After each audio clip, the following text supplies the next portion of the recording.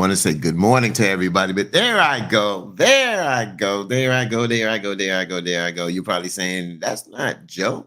That's Brother Fatigue. Good morning and happy Monday morning here, March 4th, 2024. Good to be with you all this morning.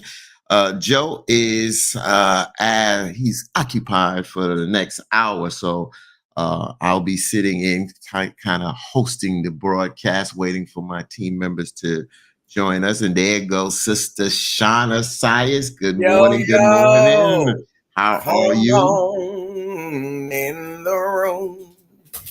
I said, come on in the room. Jesus is my doctor, and he'll write out all of my scripture, and he'll give me all of my medicine in the room. Hey, how y'all do? We are doing good. Like Joe gives out that time, 4 minutes after the hour, 4 minutes after 8 a.m. That's Central Time, and 9:04 on the eastern side of town here in the United States. Shauna, good morning. How are you? How was your weekend? Oh man, I had a fantastic weekend. I had the privilege of being with some of the young ladies from the Butterfly Project, which is an event that is given every year, 7 years running now, where they give away free prom dresses to high school students from everywhere. Don't matter where you're from. Right. So we did a little video in the mall yesterday, and I just love watching kids get empowered and get that feeling about themselves. Ain't nothing greater, man. So I had a fantastic weekend. Ain't nothing great. Yesterday, and I appreciate, the support. This is a new family for me. When I say a new family, I'm just meeting Sister Shauna. I've known Jax, and of course I've known Joe for a minute, but just meeting Sister Shauna, and just Sister Shauna, the love that you just shows and support, and just out there sharing things on Facebook. I just love it. And one of the things you just said that brought a moment to me, since this is Women History Month, we spotlighted a young lady, Nataya Walker, yesterday, and she's a young lady who created her own business from her dorm room in college, and she was saying that she did not want to graduate college with such a big bill to finance her education. So she was able to finance her way through college through finding numerous scholarships. And she created her own business to help other young Black girls here in the country of doing the same thing. And she has been recognized. Now, she's not in college now, but she's probably 30 or just a little over 30 years of age. And she is being recognized of one of the 30 under 30 that's doing this type of work. So when you just said the joyous feeling, because we talk about a lot of times the negativity, somebody getting shot, the youth incarcerated, and we understand that you got to put that love in. Jax talks about that, and she'll be joining us shortly.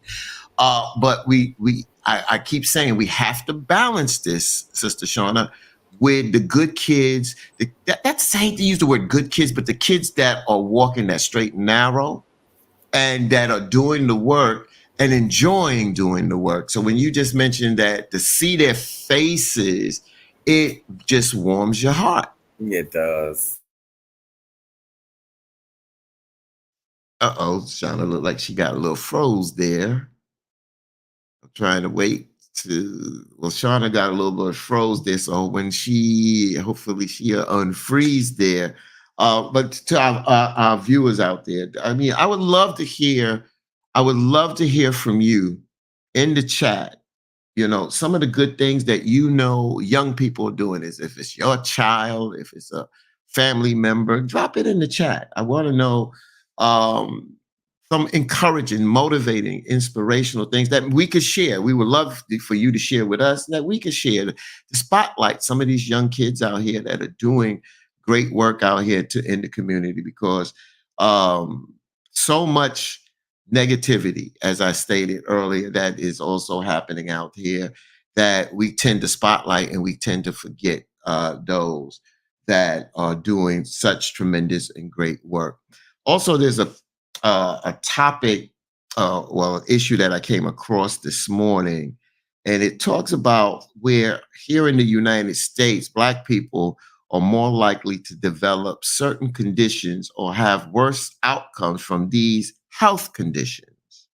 And one of the things it talks about is how Black people are disproportionately affected by some of these conditions because of racial disparities. For instance, economic stability, lack of income or employment can be significant barrier to stable housing as well as access to medical care and nutritious foods. Hey, Jax, good morning. How are you? Oh, wonderful. How are you? Keep going. I'm doing great. You are looking fabulous. Oh, thank you. You too.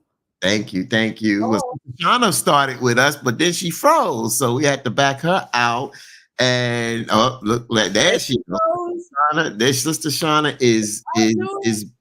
is back. What we were talking about, Jax, but when Shauna went away, I kind of jumped into this, but I'll rewind this back for a minute since we have all of you. One of the things Sister Shauna was saying that she had a great weekend and she was sharing the event that she went to where she just saw how young folks were just enjoying themselves. And then I shared about Open Line yesterday where we spotlighted for Women History Month a young lady named Natalia Walker who created her own business from her dorm room. And the business was basically creating a business that would benefit young Black women that were trying to go to college but don't want to have such a big bill. And she was able to find scholarships to support her education when she went through college. So I was saying how we tend to talk about the things that we see some of our troubled youth go through. You work with a lot of troubled youth out there. You shared a situation the other day with one of your students that you was just very surprised of. And I say sometimes we have to balance that. We have to balance that with recognizing and spotlighting the young folks that are doing great work. Absolutely. And I want to hear from you. And I ask people in the chat to share some of their experiences or their children are doing good things. Put some things in the chat. We like to spotlight some of the things that young people are doing on a positive level. We want to bring joy. We want to start this Monday morning off with a little smile on your face. So Jax, why don't you chime in about, working with positive young folks? Sure. The first positive young folk that I want to highlight is actually my daughter. I'm so proud of her. She's, an amazing young lady. And recently she just got an internship. She's only in the 11th grade, but she got an internship at a real estate office. So it was amazing. It's funny because when she first got accepted, she was super excited. And then she received an email the day before she was going to start. And they said, oh, sorry, we could only accept 3 kids, no longer 5. And you're not one of those children. So she was, clearly devastated.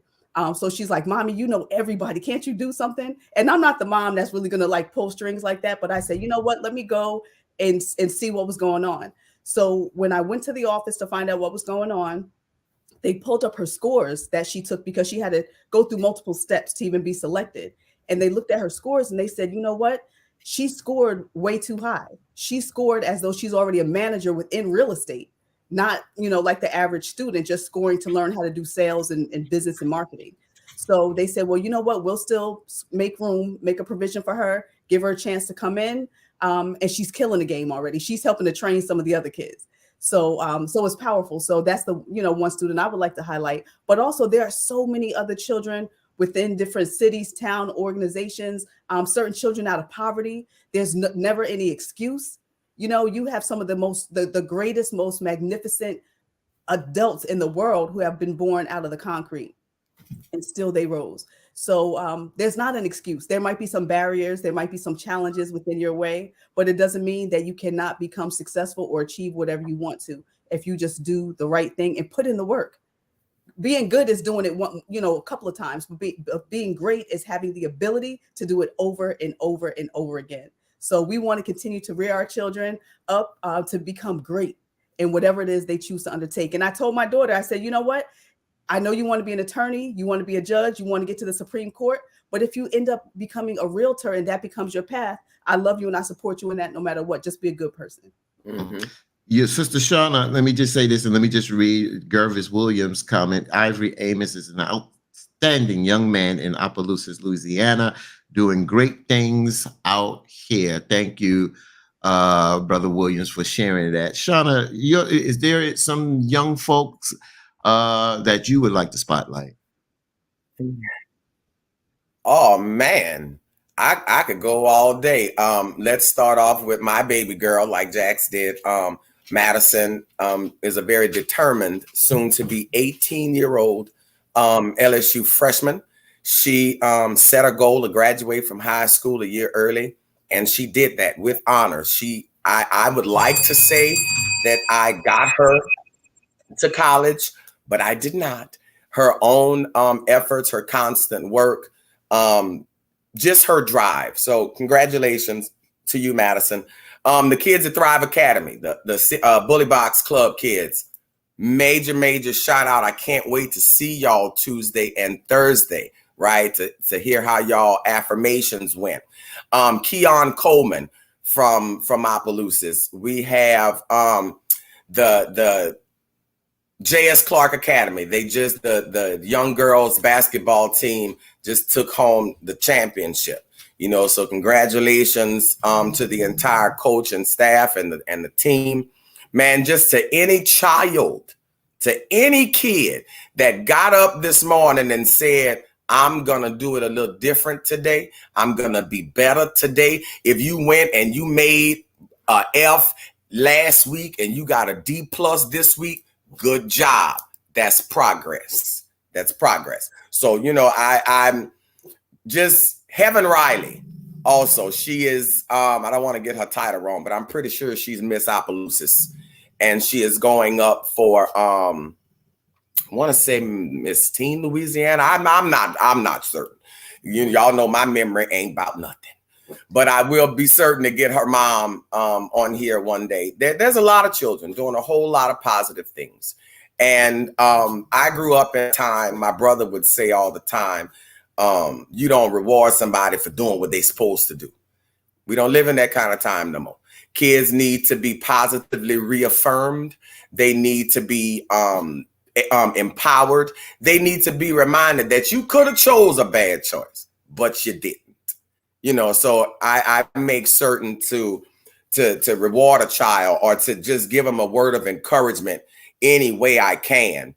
And with it being Women's History Month, she gonna kill me.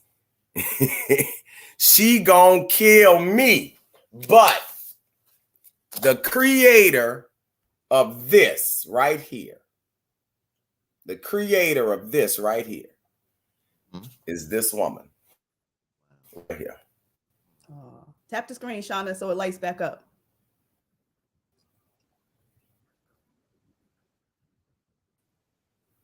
Oh, There you go. beautiful. There we go. This Who is woman that? right here. Who's that? What's her name? This Ina Williams. Man, this woman here. I gotta get a little country. This woman here. Yeah. That woman right there. That woman there. Man, this woman volunteered to put together a curriculum, which is what we call our CEASE curriculum, powered by Bully Box. This right here. When I tell you Women's History Month, Shanitra Nina Williams, baby, here go your bouquet of flowers. Here go your bouquet of flowers. You created something. We created something that is saving children. It's giving them other options. It's giving them different points of views, and it's giving them something to lose. People always used to, make fun of when I would say that. What you mean by that? If a child has nothing to lose, they'll give up everything. Amen. They'll lose everything with one decision. Mhm. Mm. Give them something to lose. Make them promises and keep them every week and watch how their decisions change. Man, I love you, Shanitra, and I appreciate you for believing in me. We have a healthy relationship module. That's what a healthy relationship looks like. You know, so that's I love that when you said if you have nothing to lose, you'll give up everything, because that's exactly what I speak to some of my students about. One of my students says when he grows up, he just turned 18 actually, but he wants a bunch of baby mamas. He said he wants like 6 to 10 baby mamas because he likes drama and he likes a lot of stuff going on. So he wants them, to just be at it all the time. He likes that. And I said, bruh, that's because you have nothing to lose right now. I said, when you grow up, if you decide to go to college, if you decide to get a trade or just have a job and a roof over your head, you're going to have a lot more to lose. Right now, you don't, because you're a kid living in your mama's house. But once you have your own stuff, you don't want all the drama from all these different women and baby mamas and, all this crazy stuff. You don't want all these diapers. You don't want all this child support. But Jax, it's so many layers there. Yeah. It's so many, like, what about the drama is appealing to you? Because I'm here to tell you, not all baby mamas is baby mamas. Mm-hmm. That what about that does he need? See, exactly. That's where I go with that. I don't want to know that you want to have it. I want to know why. Absolutely. Yeah, it depends on what they see, what they interact with. I want to just chime in because I was just listening to both of you sisters talk about these beautiful folks. And one of the things that, I only have 2 daughters now, grown. And one of the things that I told my daughters is that you can say that you're anything, that you're good, you're this, you're that, but it's better instead of you calling yourself this, that other people call you that, and I've seen, and I remember dealing with folks from different backgrounds, walk of life, people that I'll just talk about those that know about the 5% nation. Some of those folks call themselves gods in earth, but some of them talk righteous, but they didn't walk righteous. And I was like, you cannot call yourself a god on earth and try to represent a high standard if you're not walking in that light. And you don't call yourself that. You let others call you that, because, we all, and I agree. I know, when I say I know your children, Sister Jax, I know them from you, and I've seen the work that they've done. And it's beautiful when we can spotlight our children. And I have to spotlight my 2 daughters because they were good kids. I didn't have really no problems from them, but I'm glad that they did run into a couple obstacles. I'm glad they ran into a couple of obstacles because they learned from those obstacles. I remember my oldest daughter was with a group of folks and she was standing outside the store. She didn't go in there, and her intuition said, I should walk away. Well, those girls inside the store stole something. And they got caught. They caught my daughter too. And my daughter, one of those owners said, well, she wasn't in the store, let her go. Then the other one said, oh, she was there, and took her downtown.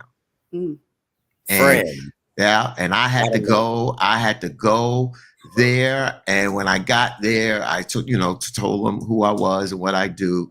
And they was like, well, we wish we'd have known early. I said, no, we ain't getting no special treatment here. You understand? She's going to learn from this. And I'll never forget when she came out and she cried. I didn't, no yelling, no chastisement, because I think she learned her lesson there. And that's a lesson that sometimes we can talk, but until you go through it and then regret, then she started to see the power of pull when she had to go to court. And when the attorney walked in there, that I got for her just because of who I was, in a sense of the work that I do in the community, and not patting myself on the back, just the reality that showed her, I told her, this is what power is, by doing the right thing. And since then, no problems. I mean, growing up to be outstanding folks, but folks, I tell these young folks, and I'm glad that we as adults are spotlighting them, that let other people spotlight you. It's such a great feeling. When you just talked about your daughter, Jack, Sister Shauna, when you talked about your daughter and this young lady here just now, it just warms my heart. Amen. it warms my heart, so we have to try to keep them on that straight and narrow.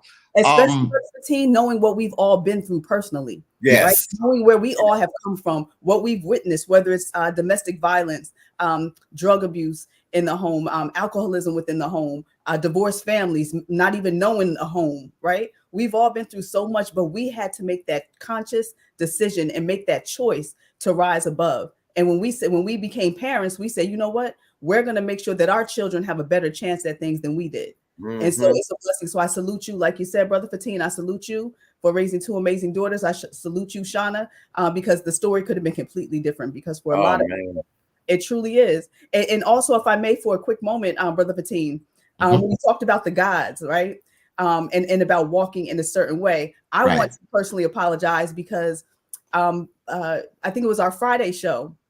You guys know I wear my head wraps all the time, right? So not only because I have locks coming in, like I've only been doing locks for almost a year, so it's kind of crazy. But also because if I'm ever praying or reading the Bible, according to Scripture, my head's supposed to be covered. Mm-hmm. Absolutely. So on Friday, although I did have my head wrap on, I had washed my locks the night before, and I had a couple little locks sticking out the top. Right. So my head was not fully covered, and I did read Scripture and I did speak, of the Most High. So I was wrong. So I repent, I ask God for forgiveness.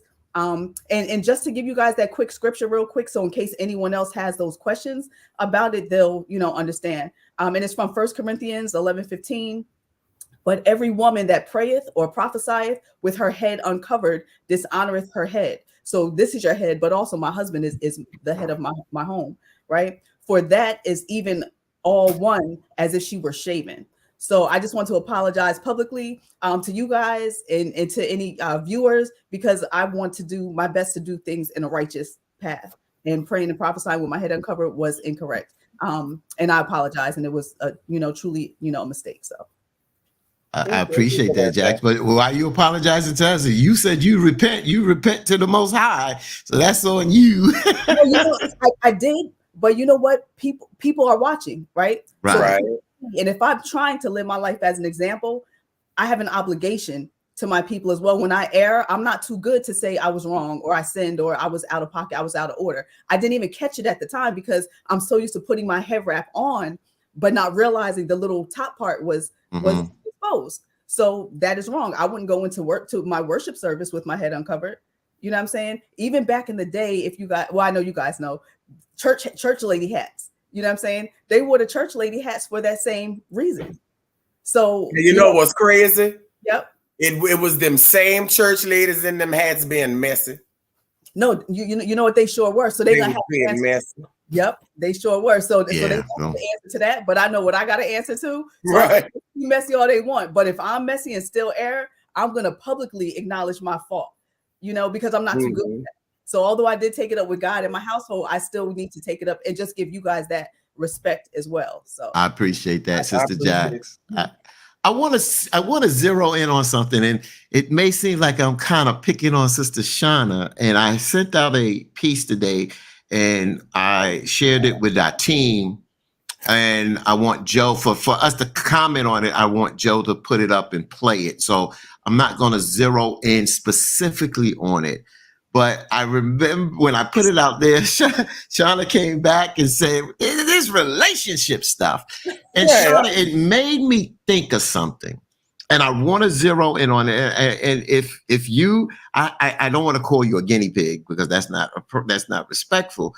But I want to use you as an example for this conversation to start this off with. Is that, and you have to share because I can't sit there and share, but I'm trying to zero in when we talk about relationships, that if you haven't experienced, you mentioned that you was married 3 times, correct? Correct. Married 3 times, but you're not married now. And whatever happened, they happened. You share some of those experiences on this broadcast. But my question is to the folks out there, if you haven't experienced a loving and healthy relationship, because we talked about the word baggage, and then you had mentioned that the word baggage and using another word, and it's fine, whatever word you want to describe. But if you haven't experienced a healthy relationship or loving relationship, then do you really know what a healthy and loving relationship is? How do you judge what a healthy and loving relationship where you have built up scar tissue from the past? And I'll start with you, Sister Shauna. Well, I'll answer that by saying this. I'm trying to word it as not clever, but as righteous as possible. Personally speaking, I want to avoid pain. Therefore, I don't put myself anymore in situations that could bring me either joy or pain. That's kind of like a life lesson as well. If you know that you have tried something your way and it kept failing, what's that clinical definition? Insanity. Insanity. So the Bible say, okay, the Bible say, and since Jack's head covered, I'm just gonna paraphrase it. Yeah. And then she can fix it. It said it's not meant for man to be alone, right? But marriage ain't for everybody. I might want to be a wife, because I know how to be a wife. But people like me attract damaged people, right? We attract damaged people, just our fix-it spirit, that nurturing undertone. We attract spirits that need to be repaired, all right? And I am now at the point that if I'm going to repair anything, it's going to be something that I can fix. I don't bend grown trees. It's okay to be single sometimes. It's okay. It's okay to be single. It's something that when I kept trying to get into a relationship, things happened. I said I wasn't going to cuss today. Stuff happened, right? And it wasn't anything that I did. It was certain expectations. It's how my life is lived. It's my presence in the community. All of these things matter, right? And it's not to say that I'm the head of my house, but if ain't nobody in here, then I am the head of my house. It's certain things I can't allow. And it's not that I'm an alpha female or nothing, because I don't even know what the hell that means. I don't even know what that means.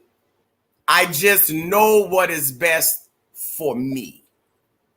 And marriage ain't it, sir. It's Got it. Let me get Jackson, and then I'm going to dive a little deeper in this. Sister Jackson, your thoughts? Yeah. I definitely understand what you mean. A lot of people will say that, marriage is not for everybody. Right. So I get it. But we always have to remember about, and like you're saying, also, we have to repair ourselves first. Because if we don't repair ourselves, and where a lot of the trauma came from, it comes from our childhood. It didn't even come from our first relationship, second relationship with the man, third relationship. It came from what we were born into. It came from that childhood. And that voice that we hear in our heads from maybe our mother, our foster mother, our father, whoever it was that's raising you, grandma could have been raising you, right? Mm-hmm. That messaging that they gave you as a little kid is a messaging in the voice that you hear in your head on a regular basis as an adult. So if we continue to go into relationships and not heal that trauma, you're going to be looking for that man in the relationship, try to help heal that wounded father trauma. You're going to look for that woman in your life to try to heal that wounded mama trauma, right? And until you start to really dig to heal your own trauma, and if that person is no longer around for you to go to try to heal one-on-one, or they might be around, but they're not receptive to getting help. They're not receptive to having that conversation. You still have to do the work that you have to do so that you can heal. So you don't have to keep on repeating that cycle. Otherwise, that's going to be a never-ending cycle, expecting someone else to fulfill your brokenness when you're already whole and don't even realize it. Right. Let me just say that so eloquently just takes it out of my head. Yeah. Let me just say, folks, normally we put up our number to call in, but since Joe is not on, he'll be joining us in the next hour. So if you want to drop something in the chat, please do, and we'll definitely get your comments in. Let me just say this, and I heard what you both said, and I respect personally what you said about yourself, Shauna. Jax, we talk about healing, and we've done shows here. We talked about it in other shows. We talked about it. It's healing and understanding, looking yourself in the mirror and seeing some of the things that you need to heal from your own self, and then maybe where you've been tainted or damaged from the other person. And that's one thing. But for me, if I look back in life before I met my late wife, I've been in relationships, but matter of fact, my first marriage didn't last long. And not to throw that young lady under the bus, unfortunately, at that particular time, it's just the circumstances. She was still in love with someone else. And when she had a child, he went away, got locked up. And then when we got married, he came home. So there was some things and questions that she needed to answer that she thought she was past. But you got to realize, somebody in their early 20s, you think you know, but you don't know. So you don't know. And so I would never throw her under the bus. And at first, I fought it. Of course, I'm going to fight. That's my queen. That's my wife at the particular time. But then I realized this was a losing battle. And then I understood. And then I had to accept, you know what? She has to answer these questions. I just can't stay on the sideline waiting for her to find out you understand what I'm saying? So I couldn't do that. But besides that, if I don't look back at my late wife, Hanifa, that we were together 32 years, and what I felt there, I've never felt that before. I never had a working relationship. I never had a working relationship bringing children into this world and working through that, and the good feelings and this continue to go up and elevate. So then if I didn't have that, how can I look for something like that? You look back at your parents, or you look at other people around you, or you look on television and deal with what we see on television as a healthy relationship. I mean, of course, I grew up as a kid in the Good Times era, but graduated to the Cosby Show. You understand? But that's television.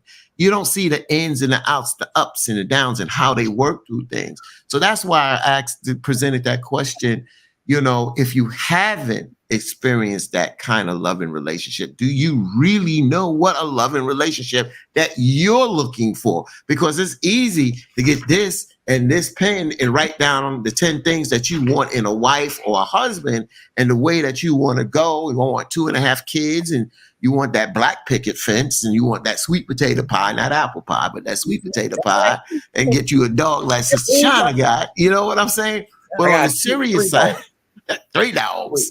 But on the serious side, if you don't know, do you know what you're really looking for? And do you understand what you're looking for may not be the absolute that you're looking for? You can't miss what you don't have. And that's what the people say. They said that you can't miss what you never had. Is it a true statement or not then? Because if I've never experienced a great relationship, or the relationship that I want, right? Why would I want to keep going? Because obviously it's me.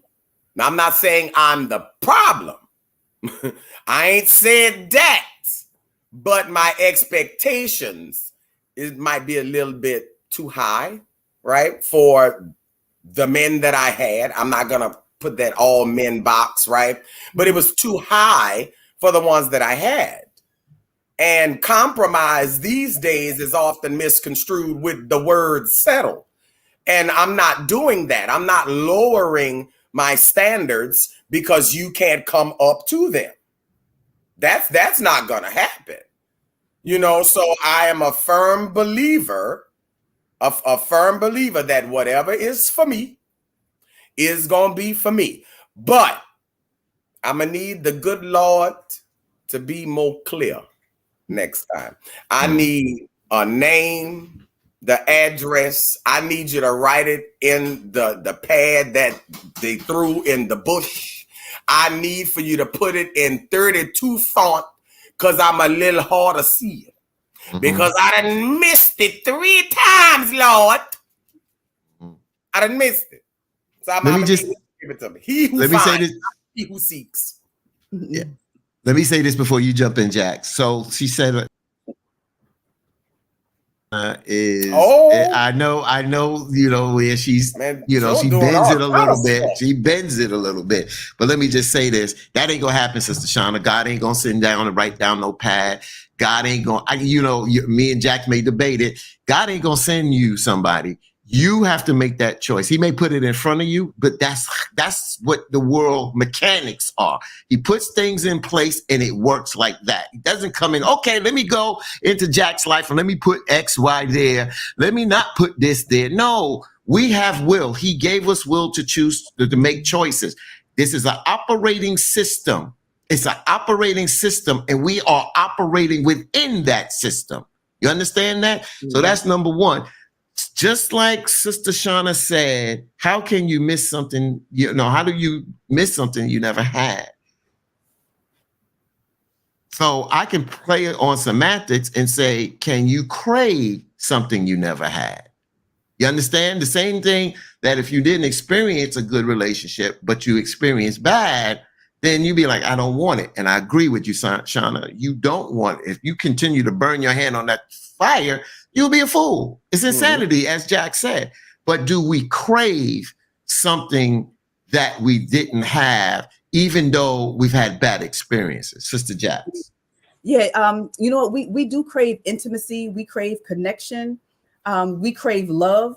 And even if we come across as hard, I have a lot of men that I work with, even in recovery, that come across as hard initially, right? But they're the most loving, sensitive, you know, caring men and women. But many times they put up that wall because they're like, I don't want you to see me. I don't want you to know my vulnerabilities. And I think that's why also in our community, many times I see, especially with the teens that I work with, soon as somebody looks at them, if we're outside of the building and somebody looks at them, their first reaction is, yo, what the fuck you looking at? Right? They start, you know, pardon my language, but they start going crazy over it. Right? And I'm like, bro, relax. They just happen to look at you. But in their mind, it's like, well, they could be the ops. What if they're looking at me to size me up to come back and shoot me? What if they want to fight me? What if they want to rob me? So they're afraid. But the most thing that they're truly afraid of is, do you see me? And that's what people are afraid of. Do you see me? Because when somebody looks at them, sometimes they might be thinking about something else. They might be, you know, thinking something way down the road, what they have to do later, or maybe their mom has cancer or grandma, they're going through certain things, not even thinking about that particular person. But as a people, many times we get so paranoid and think that you're looking at me to try to size me up to harm me, right?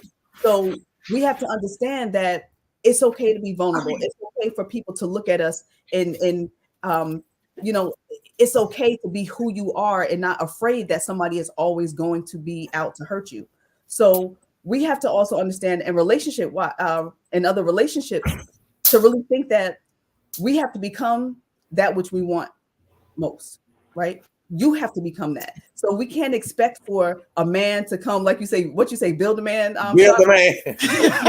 Build a man. Build a man. The woman ain't gonna come build a woman. You know, it is what it is. But just make sure that you work on you, not you, Sean, in particular, but just us. Mm-hmm. We have to work on ourselves first. And once we work on, like I said, once we work on that healing and that trauma and that hurt and pain that we have within, then God can automatically bring that to us. But number one, as a woman, we shouldn't be running out there trying to find a man. Let him come to us. You know, we came from his ribs. So let him come to us, not these little scallywag chicks running around looking, you know, for men, you know. But yeah, that which we want. And to kind of add to what you were saying, Brother Fatin, when you said the will, I interpreted that as being in places to be approached, right?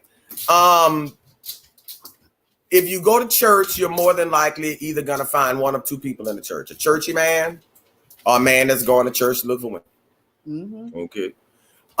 If you go to a bar room, my mom always told me, wherever you find them is where you gonna find them when you can't find them. That's right. That you know. So I guess maybe if I would put myself in surroundings that would merit me being approached by men. That would be one thing. But I don't. Why? Because I don't need to be in the presence of a man. Children need me. That's where I'm at my phase of life, right? I always refer to generativity versus stagnation. Who that was? Erik Erikson, I think it was. That's my age range right now, right? And because I have had 3 failed marriages, I felt stagnant at one time. If I don't become generativity portion of that phase of life, my death and dying phase is gonna be hell. You know, and I've had not only 3 husbands, but I've had 4 strokes, right? So I'm truly, I've seen death too many times to play with life. That makes sense? Yeah, it definitely does. I've seen death too many times to play with life. And I'm literally working on my dash. And right now, my dash does not include somebody else. Right. I don't know, Shana. You got 3 dogs. You had 3 husbands. You have 4 strokes. So maybe you need 1 more husband and 1 more dog. The Lord God rebuke her. Shaman and I, you shouldn't have said that statement. Oh, Lord. I rebuke that. Oh, Lord. Let me just say this. No. Let me jump in here and folks, I am not going after my sister. I love my sister Jack, but there's sometimes I throw these things out here, and you may think I think them or whatever, but I'm just throwing these out. We go through different phases in life, and I look back at my late wife from the perspective of having sickle cell disease, growing up and being hospitalized, and then me meeting her at the age of 28 years of age. We both were 28 at the time, and the health challenges. And I just saw the stages from us being by ourselves to having children, to our children becoming young adults, to them becoming adults, and just seeing that she never had to be by herself. And I realized that life's in stages. I also watch people in relationships have healthy relationships. When I use the word healthy relationship, let me take that word healthy out for a minute. I've seen people in relationships that have grown on time and they've stayed together. Okay. But I've also saw people that they break up within their relationship. But as time goes on, they have a better working relationship with that significant other. If it's the mother or the father of your child, I've seen that work. So this is where me and Sister Jax may disagree, because I just don't say that it can happen and it will happen. But me and her are going to disagree. I just don't know if someone is meant to be in your life up under you every day. For some people, it is. As Sister Shauna, I have to respect what she's saying. She was like, I don't need a man. And what she means is, I don't need a man to function. You understand? If I have found a man that works for me and we work for each other, then that's fine. She's not saying that. But I'd rather not the headache. You understand? I don't want to be taking Tylenol every day or thinking about how not to strangle this SOB. You understand? At the end of the day, I'd rather have a peaceful life.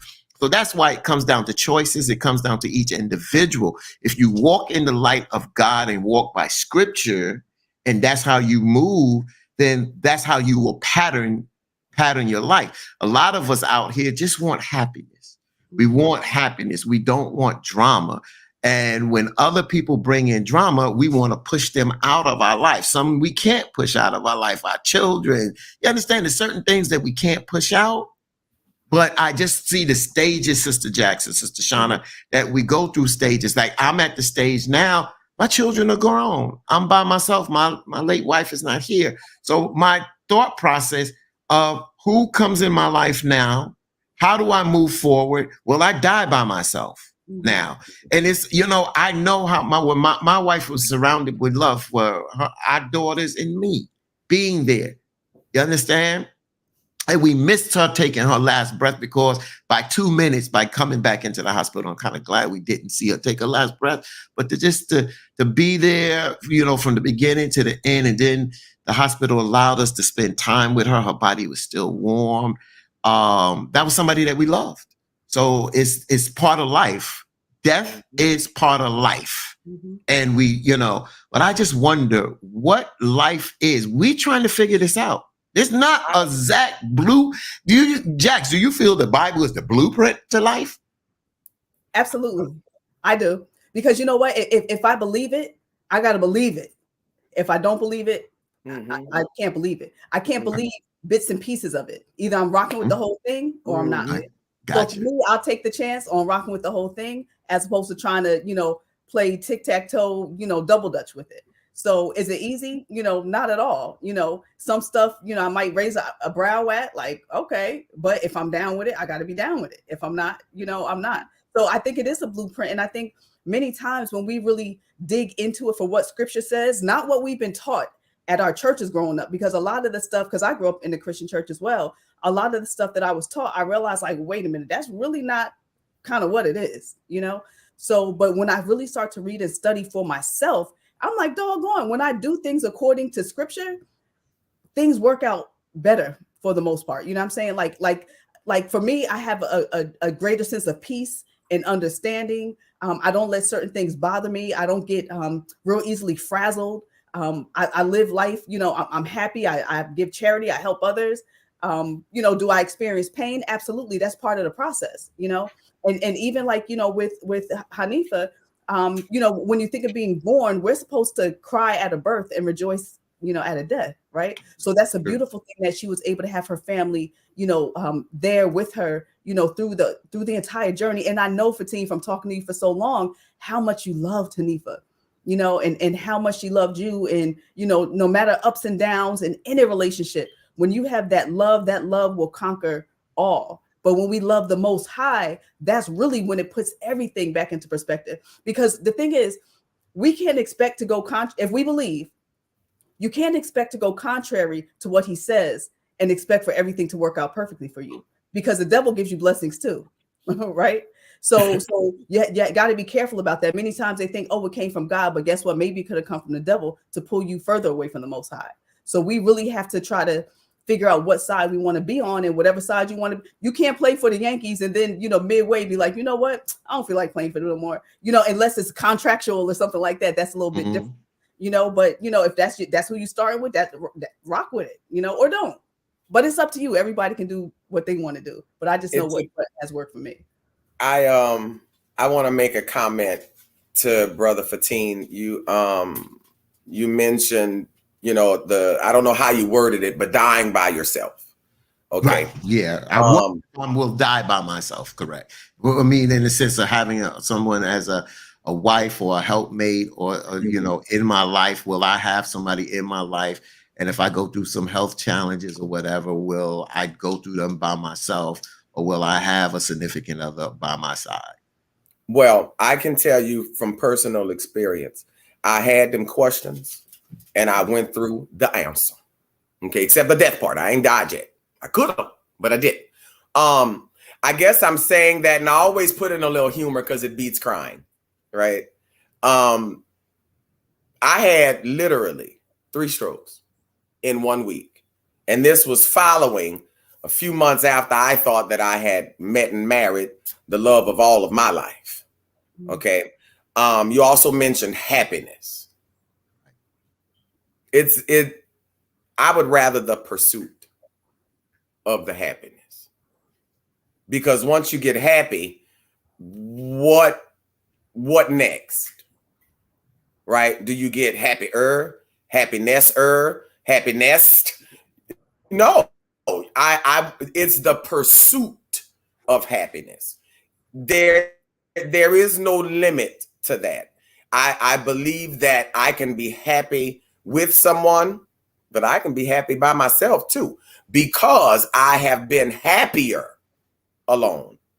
When I laid in that hospital, I was by myself, right? When I had to come home, I was by myself.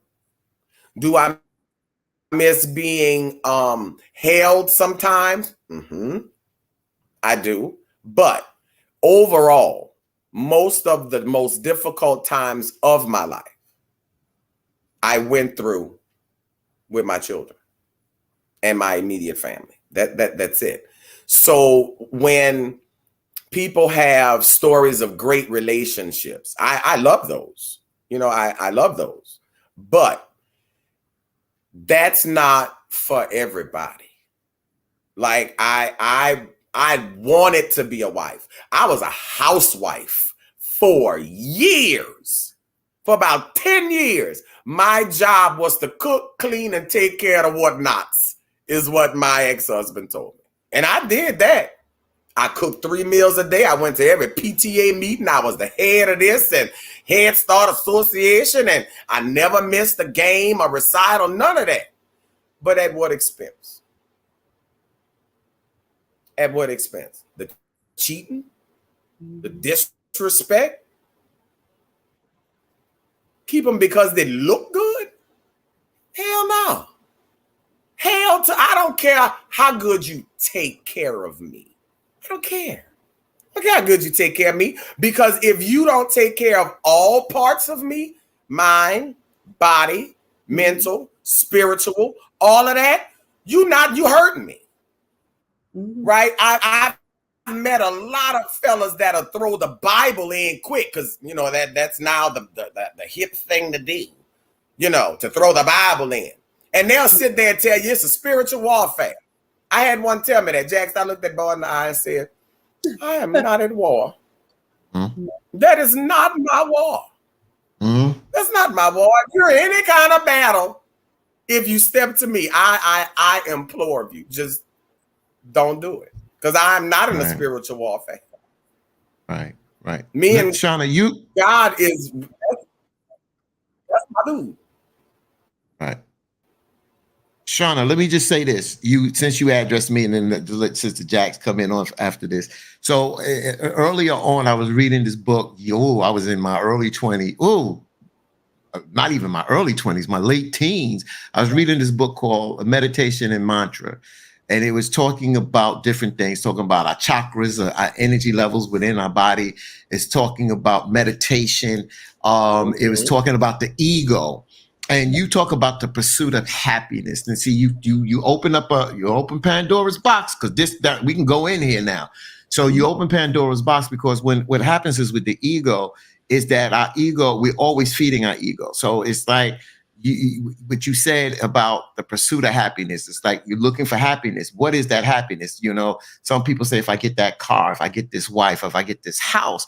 But as time goes by, that's that physical thing. Your mind tires of that, and it moves on to something else. That's how our mind works. That's how our ego works. You understand? When you talk about happiness and that pursuit of happiness, that's how the mind works. But then when you talk about love, and in my relationship with Hanifa, and like you said, Jackson, you know, sometimes you can hit that bump, and we hit a little bump towards the end of that relationship. But I was happy. But when I mean the word I was happy being around her. I was happy loving her, and the pursuit of happiness together of bringing more joy into relationship was fine.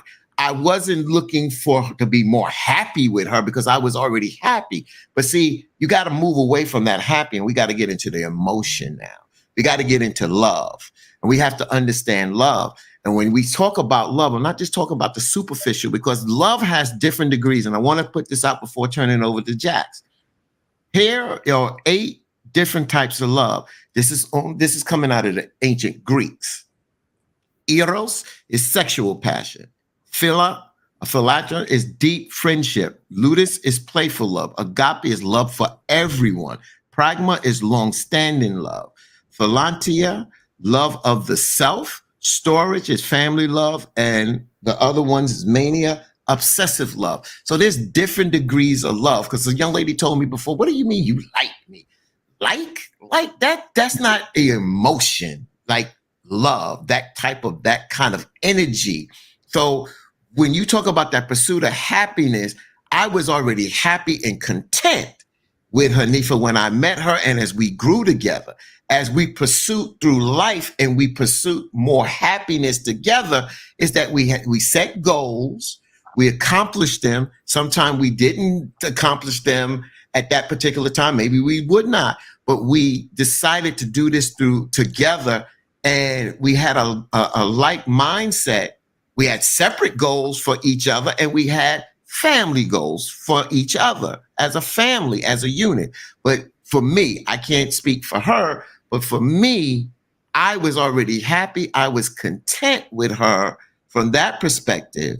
So now we're pursuing happiness in a sense of doing it as a group, as a unit, versus as individual. Because if I'm still seeking that kind of happiness in a woman, then she wasn't the woman for me. And I'll let go ahead, Sister Jack. So when we look at it at ego is is all about a person's self-esteem or their self-importance, right?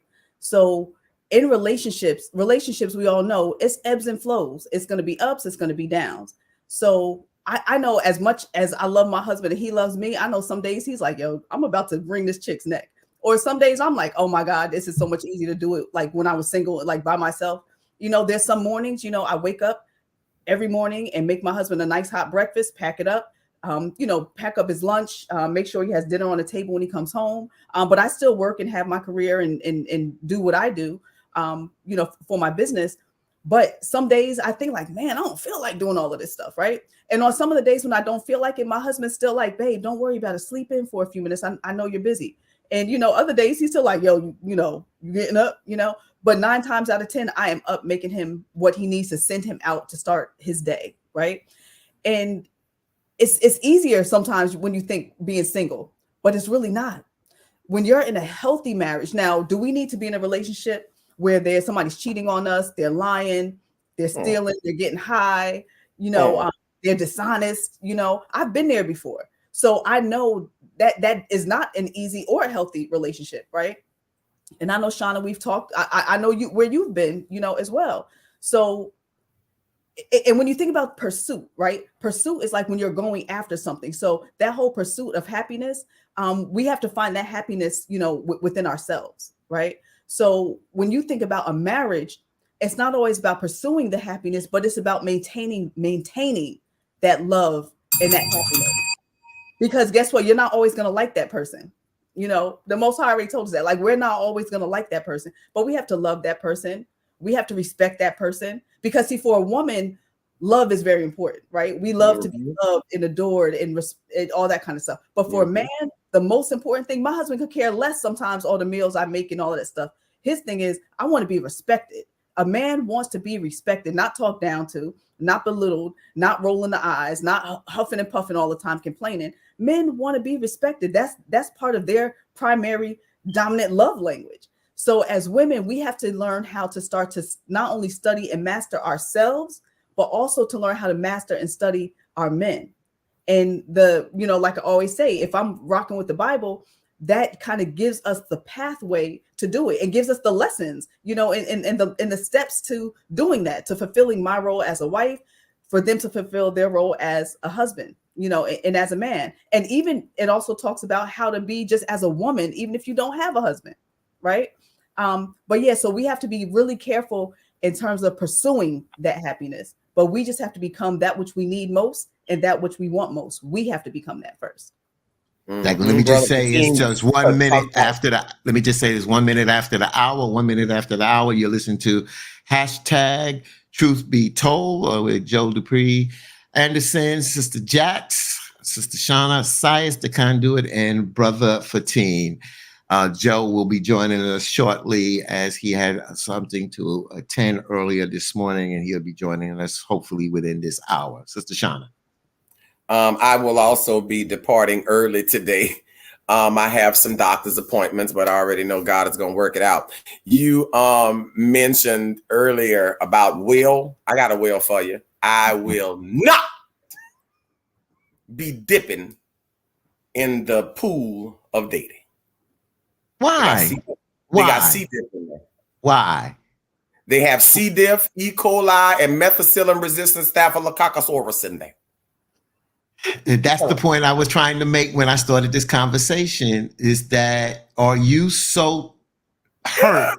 I don't want to use the word tainted, because but are you so hurt to the point that you are repelled from dating now?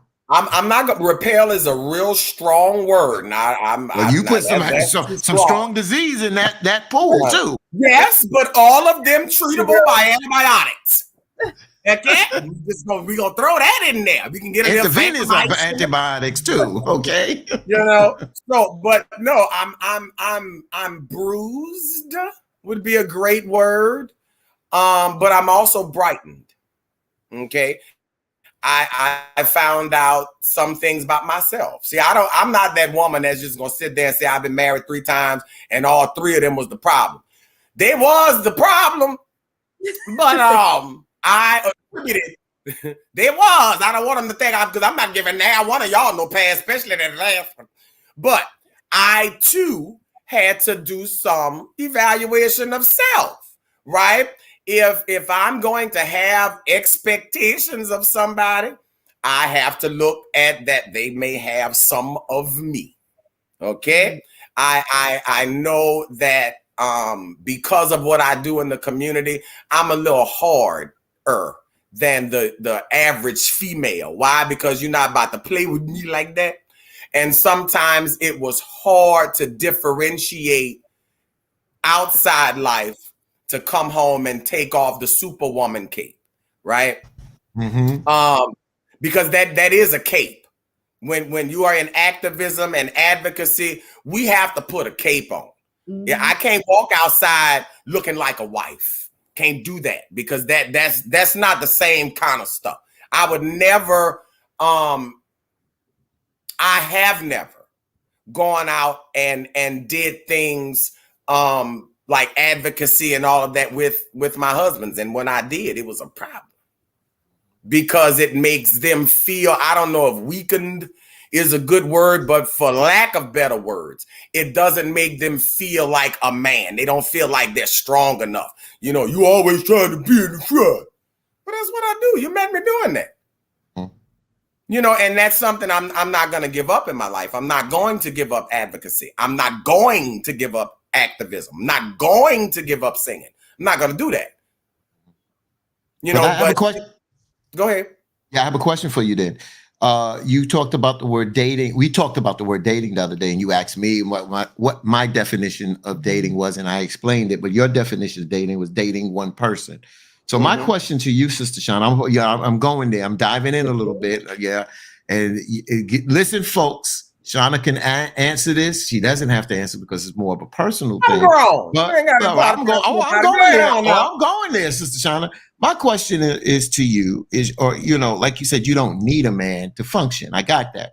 But do you desire to be touched? Do you desire them loving in moments with candles and a massage and to be that sensual moment? And if you do, would it come where it may not be a husband, but you may casually date, you know, because I think we all have a desire, unless you answer your own way, we all have a desire to be loved.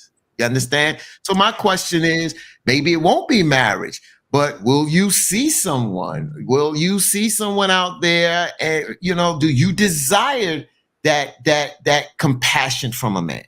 Wait, before she answers, Brother Fatin, time out. Shauna, you already had your medical clearances. You don't got to get clear for nothing. Now answer the question, Shauna. Thank you, Jax. Take that off the table. Gotcha. I'll say this. Mm-hmm. If there is a gentleman, a man that would pursue me, knowing what I do, because I don't put on facades. I'm not doing all that. I'm not doing all that. I mean, I just don't. I am who I am because I forget too much, so I can't pretend to be nobody else. What you see is what you get. If somebody would so choose to make an attempt to try to pursue some casual dating, he would have to know certain things that I don't casually do. Right. And if he's okay with that, I would entertain someone with like-mindedness. Please explain further, Ms. Shauna. Yeah, I want to know if he gonna get you to cool a little bit. I won't use the Ohio place. First Coochie of coo. all, I'm gonna say this. I don't think any man wants me to whisper during an intimate moment. Oh, Don't try to create that because it's not gonna go like you think. what do you mean? Please give us a little details, please. Let us in that door. If I whisper, I'm gonna sound like a little white dude. I don't have that kind of light voice. I don't have that. Okay. She asked me to elaborate. I mean, You gonna sound like the Exorcist girl? Oh Lord. and I also discovered that y'all like to pick women up, but y'all don't really like that. No. Mm. Y'all don't like that. We don't like what? You said we like to pick women up, but we don't like to what? Be picked up. You mean physically or oh, you one of them. Okay. Yeah, a man don't like to be picked up and put on that counter. wait a minute, baby. What are you doing? Yeah. Man, I'm gonna say this. I'm not a hell of a woman. I'm a heaven of a woman, right? Mm. I am literally now a heaven of a woman, and I'm just not your traditional today kind of. I'm just not. So if a dude want to come in the boxing ring, that's fine. You play for the Saints, Shauna. Let me find out you play for the Saints out there. Wait, the Saints don't have no good record. Oh no. Who's your team? Well, the way you tell us your record, you 0 for 3. Yeah, I'm 0 for 3, man. You 0 for 3. You won. Okay. That's how I tell anybody. I was talking to my home girl this morning, Jewel Chapel. She does like dating chronicles and stuff. I've already told her, baby, I could be on that, but I can only give you the advice on how to lose that. Okay. I know what don't work. I know that. That's why I said that, and it's so ironic you said that. We got to get you on the winning team because I think that your experiences, if you you on that train that's going downward, you got to get on that train that's going upward. You got to get on that happy train. You get on that happy train, you'll be coming on here grinning and smiling, and your voice might smooth out. Say like my mom used to say, "What you grinning for?" Yeah. What's funny? Yeah. What's funny? Now I'm gonna pick on you, brother Fatim. Oh, here you go. Let's go. Pop that collar and get him. You extended an invitation to New York. Oh. Say that again.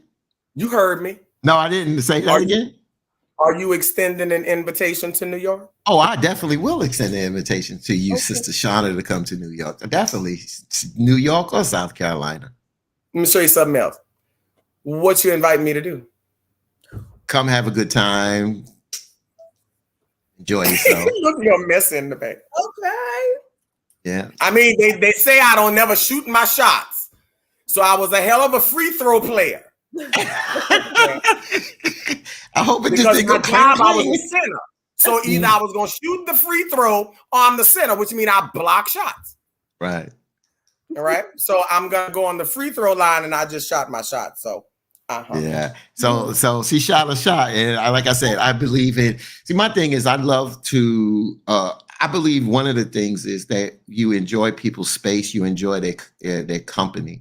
And that's the issues. It's like a lot of times people comes in with a lot of expectations, and that happens in life. You come into things with your own expectations. And I think that if you are coming in with your expectations, you need to share that with the person so they have an idea, because their expectations may not be the same as your expectations. Mm-hmm. And then it just becomes a bust. So you should share those expectations. Some things happen naturally and so and so. I believe in everybody. I treat everybody with respect. If it's meant, again, I'm not moving as I was 25. When I was 25, every woman I got together with, I ain't trying to make you my woman. And they knew that. See, I didn't play games. But at this stage, they had $100 of condoms. Remember that, Shauna? I had that. I had that $100 of condoms because I was out there. I was living that life.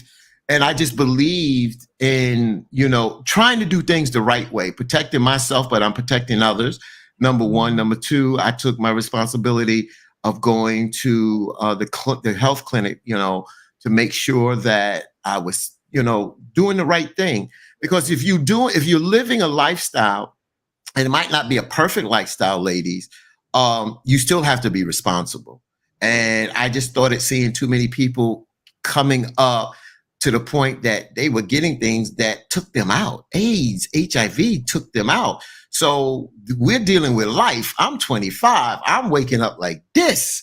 You understand? And I want to, and I was not ready for a relationship. And, and I dealt with grown women that knew what they wanted at that time. And some of them did not want relationships. They just wanted to spend some time and enjoy themselves. And sometimes it dealt with intimacy. And I thought we had to be responsible. I don't have but 2 daughters. You understand? But I've been with women that I probably would have many more kids. But we acted responsible as adults. We were consenting with adults. I've never pushed myself on a woman. I never had, if a woman say no or whatever, that's what it was. It's about respect.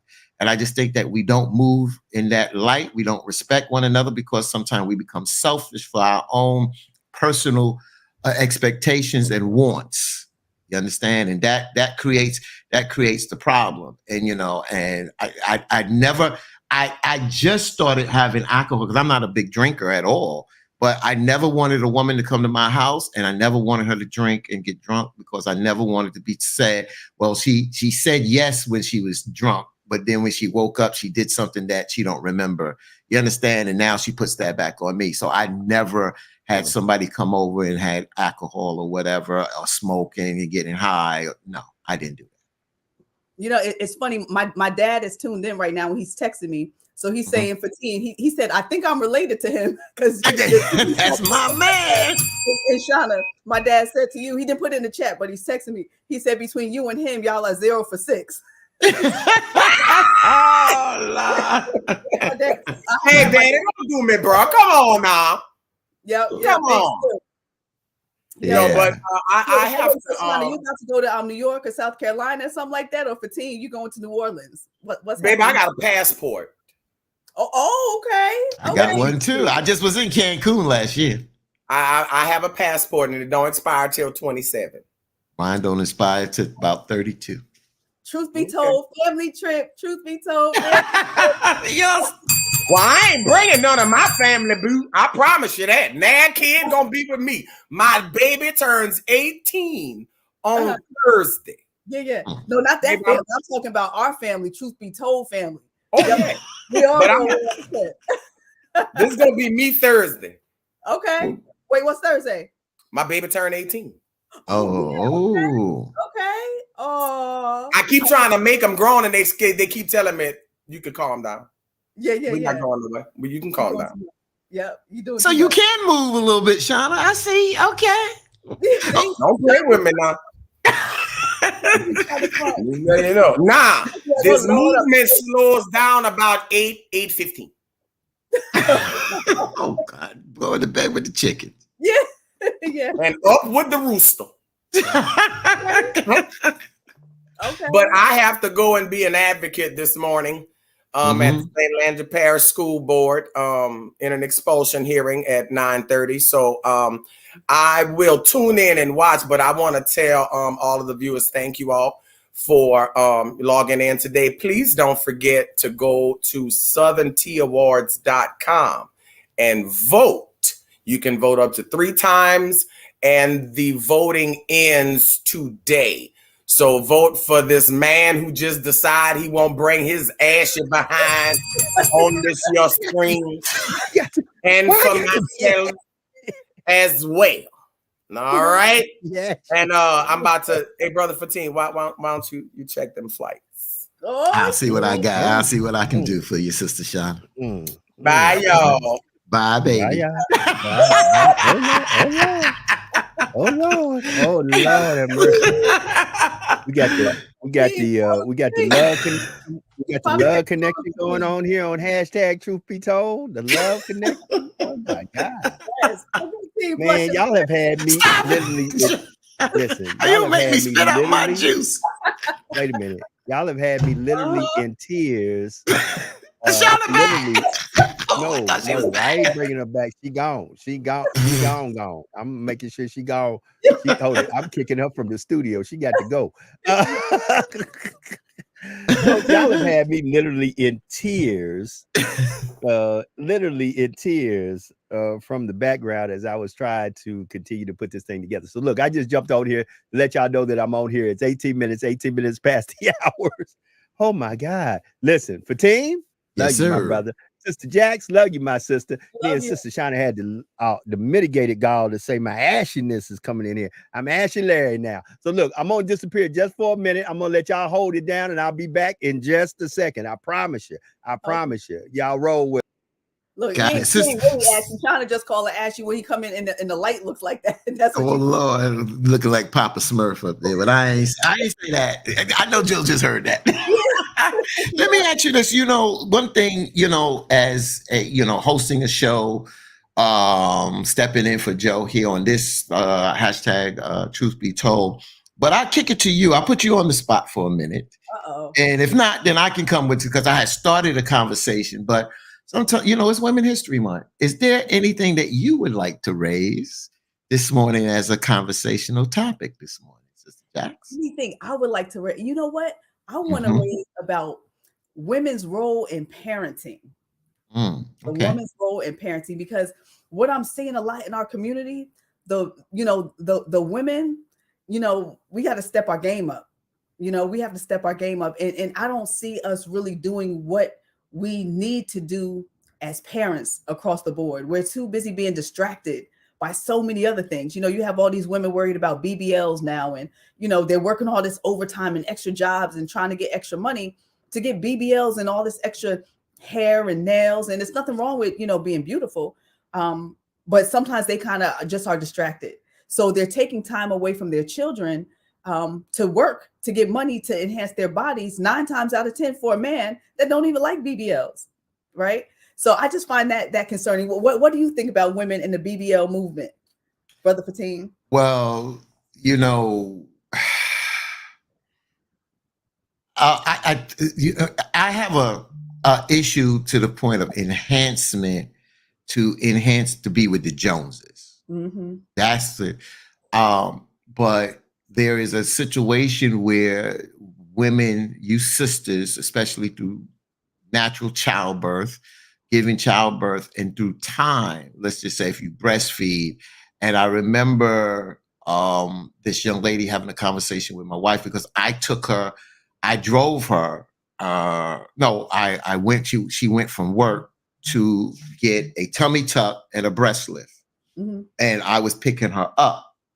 So, a lot of people don't, my wife knew this, that I was picking her up. And then when I picked her up a couple of days later, my wife went over because the young lady was going to show the work that was done. And my wife explained, because I asked her a couple of questions, and my wife explained, she said, sometimes we work out and we have children. This young lady had already had 2 children. You work out, but you can't lose that little pouch under there. You understand? So she wanted to kind of remove that. And then, and this is not funny. I don't play with this because I say that y'all go into war through childbirth to have our children. You understand? Right. But she was saying, she said that the young lady that had the breast lift, she was like, she just got tired because she was not in a relationship. She said, I got tired when I did get with somebody and I was, and I had to take off, and my chest, is pointing down to the ground. You understand where you know what I mean. I don't want to be graphic, but the nipples is pointing down to the ground. That she wanted to lift it up so it sits up and look. You know what I'm saying? For a young lady that is late 30s, early 40s. You understand what I'm saying? Who didn't let herself go. She's working. She's doing what needs to be done as a single mother. So I looked at it from that perspective, that if it's that kind of enhancement, Sister Jax, I I don't have a problem. I have a problem when you trying to outdo and trying to get the biggest butt because you want that attention. You want to get the biggest chest so you can show the biggest cleavage out there because you want attention. But then you don't want people to look at you as a piece of meat. But that's what you're doing. You're setting yourself up. Now, any woman want to come on here and debate me, we can debate it. I'm not a woman. So some may say I do it for my self-esteem. Again, I say it from the perspective, if you're doing it for the Joneses and trying to compete with other women on a superficial point of view, and then you think men are looking at you in a way of quality instead of quantity, you understand what I'm saying? So that's where I have an issue there. Now, I just want to go back, and Joe's back with us, about women in motherhood. I think that, the first thing is the child knows the mother. It's no ifs, ands, and buts. It's about the mother. And I think that the mother is just so powerful. The mother is so powerful. And we learn that, and I'm I am the oldest on here. And I don't want to live in the old school, but I watch how our parents, then I watch my cousins. And I have a younger cousin. I'm not going to call her name because I don't want to out her or out her child. But she's younger than me, and she has a good daughter. And I see that toughness that she got from her mother and her grandmother. And sometimes I want to say, lighten up. But then I said, I can't because of the world we're in. I can't say that. But I want to go over to her daughter and say, you're not going to understand it now, but trust me, you're going to understand it when you get older. You understand? So I felt for my younger cousin that was like being disciplined. But I also loved it because if we don't tighten the reins now, then we loosen and allow them to go out with not a foundation to come back, because we stray from the foundation. But long as there's a foundation to come back to, they have something to come back to. If there's no foundation to come back to, then they wander out in the wilderness. Absolutely. Now let's tie it together. So we talked about the parenting and the BBLs and all of that stuff, right? Yes. Give me an example. And Brother Fatim, my dad texted me when you talked about the breast. My dad's crazy, y'all. He said, hell, I'm 73 and I still breastfeed. He's amazing. Oh, that's my man. I gotta meet Dad. Yeah, my dad is a trip. Where Dad live at? He in Jersey? Yep, he's in Jersey. All right, we gonna go to dinner. Yeah, yeah, my dad's a trip. But yeah, so I recall last summer, I love going to amusement parks, right? So I was at the amusement park with my kids, and there was a mom there, and she clearly had a visible BBL, right? And I mean, boobies here, booty here. She was barely dressed, and she was in line with, I guess, maybe her son, who was maybe around 10, and about 4 of his friends or cousins or whatever. And they were all, little boys between maybe 10 and maybe about 15 years old. And I remember as people kept staring at the lady, because it looked odd, because it wasn't even like a nice body. It just looked a mess. And, people were just staring at her, right? And when I would look at the little kids, like I could tell, like they would put their heads down. They would be a little embarrassed, especially for young boys, because young boys look up to their mothers. Their mother is the first woman they fall in love with. The mother is the first beauty, in their eyes. And when she was being looked at like that, it's like she was being objectified. And to see the young men's faces right next to her, it was breaking my heart. But what do you guys think about stuff like that? How would young men really feel in a situation like that if you see your mom barely dressed with everything hanging out? Ooh, Lord, 26 minutes past the hour. Family, this is a good place to be talking about parenting, appearances, and perception. I'm going to be getting a phone call here any minute now. Brother Fatim and I spoke about this, and yes, I'm in the building, family. I'm finally in the building. I finally made it. I'm glad, Joe. But I want Joe to answer this question here.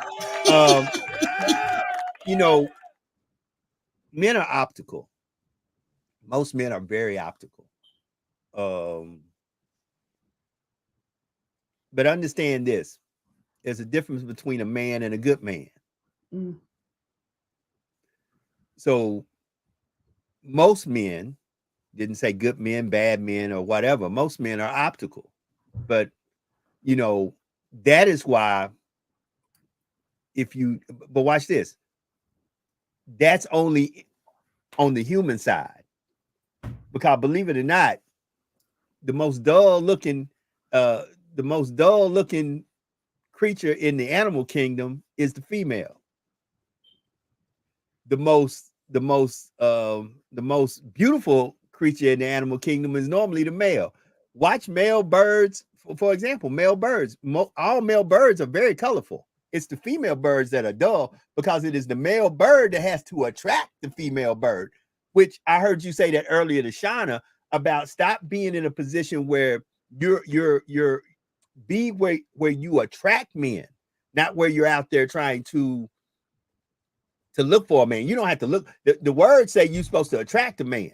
Man's supposed to find you. You ain't supposed to find a man. But once again, I said this earlier to some folks, on another podcast. Our biggest problem, and I think I said it here too, our biggest problem is we really don't believe the holy parchments.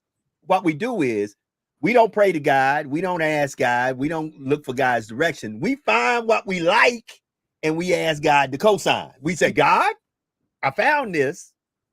I didn't consult you. Was this the right thing? I just need you to co-sign on, and understanding God is not a co-signer because you made it clear. And watch this. You said something earlier, Jax. I was really laughing because it was deep. A blessing from the devil is not a blessing. It's really a curse in disguise. It may look good for a moment, but it's going to take you to a place of doom, destruction, and death. And that's our problem. Many a times we grab the shiny coin thinking that everything's going to be all right, not knowing that it is a setup from hell, because hell knows what is going to happen about a year, 2 years down the line. And because we're not testing and proving as the scriptures say we should do. And we don't have patience. Many of us don't have patience. We want what we want and we want it now. Right. Instead of us just sitting there and going, hold up, wait a minute, this does look good. Yeah, I really like it.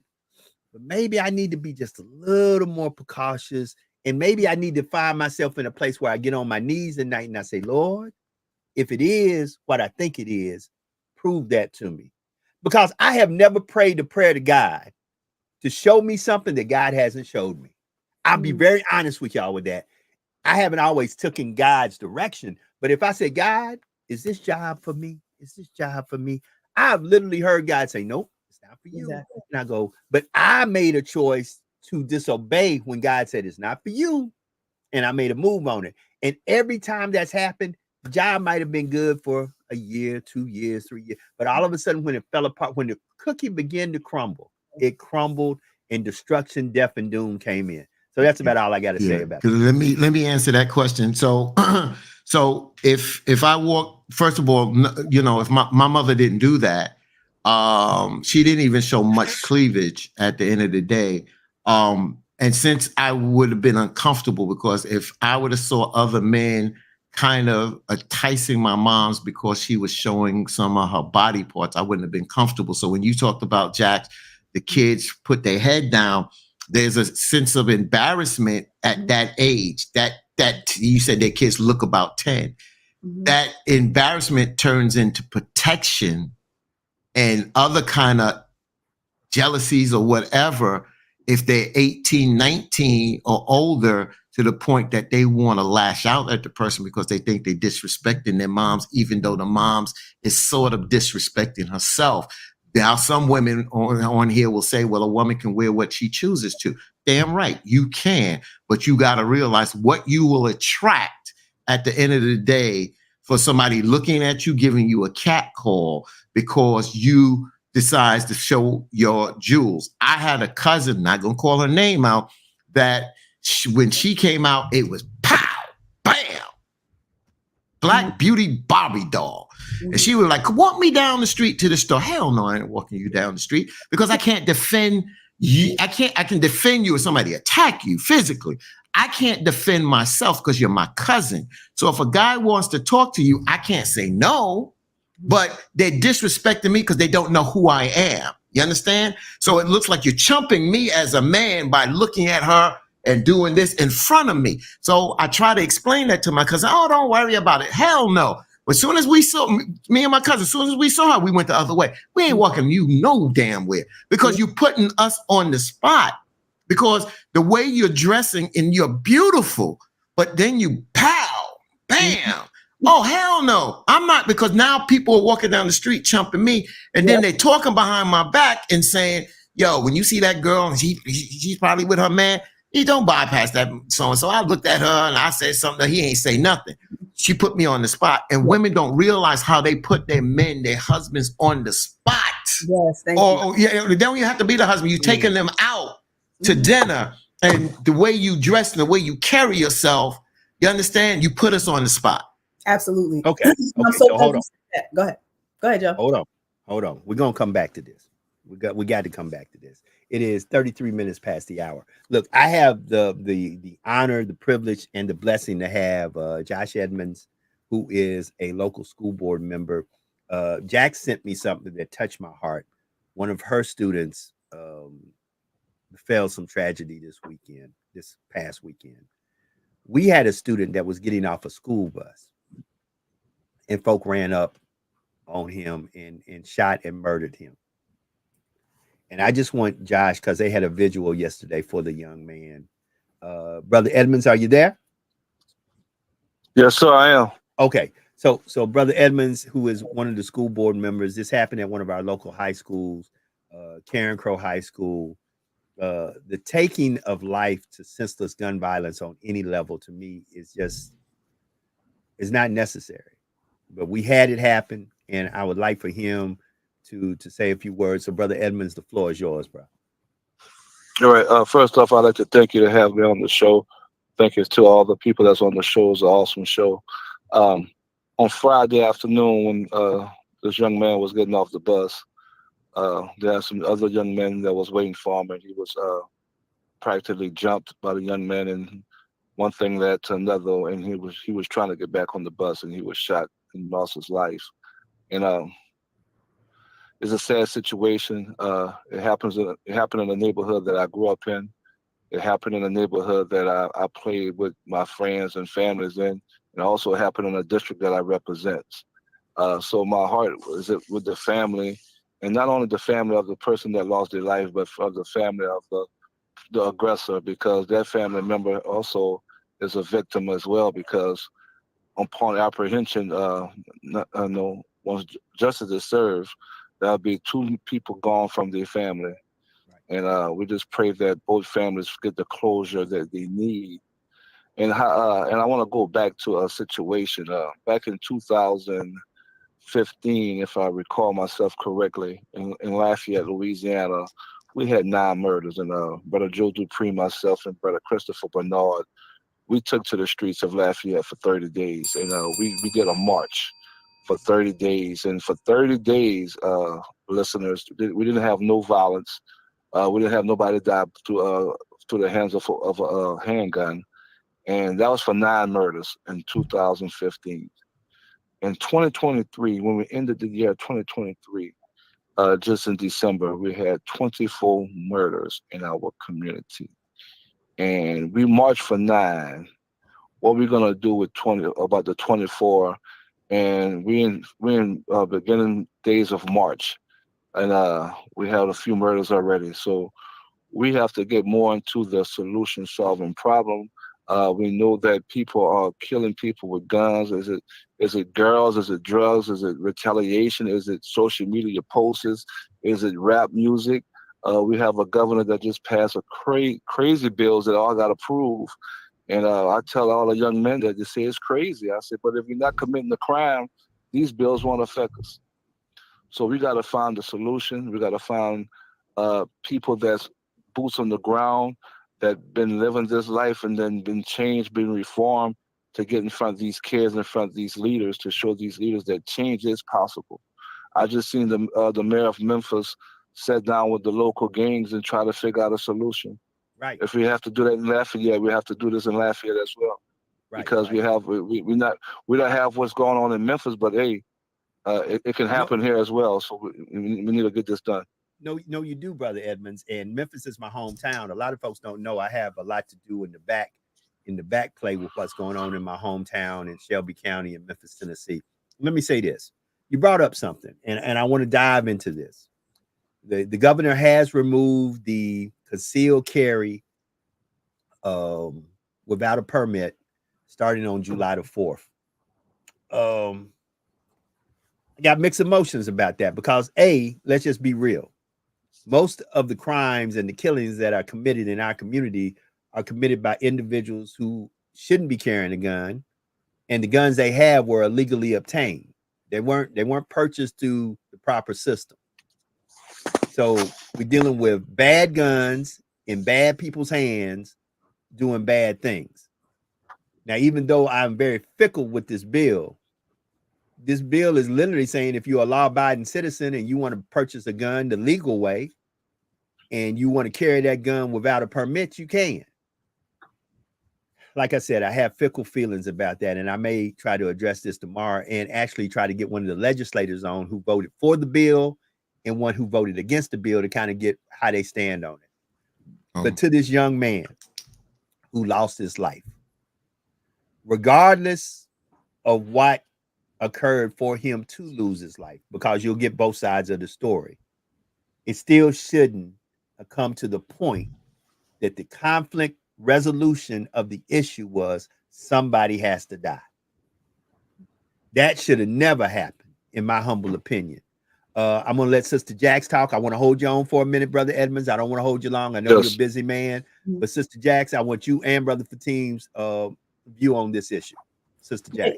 It's so unfortunate, excuse me, that throughout our country and throughout the world, pretty much where our people are gathered, we are having these same issues. Parenting is so critical, and we try to many times just sweep it under the rug. But that is a key component to when these children have gotten out of control. It didn't start out of nowhere. It didn't start when they turned, 10, 11, 12, 13 years old. I know here in the city of Newark, there's some little kids that are 12 years old who everybody knows he's the shooter, on the block, or he is a shooter just in general. So back in the day, you can walk past a little kid and feel safe, like, oh, he's only 10.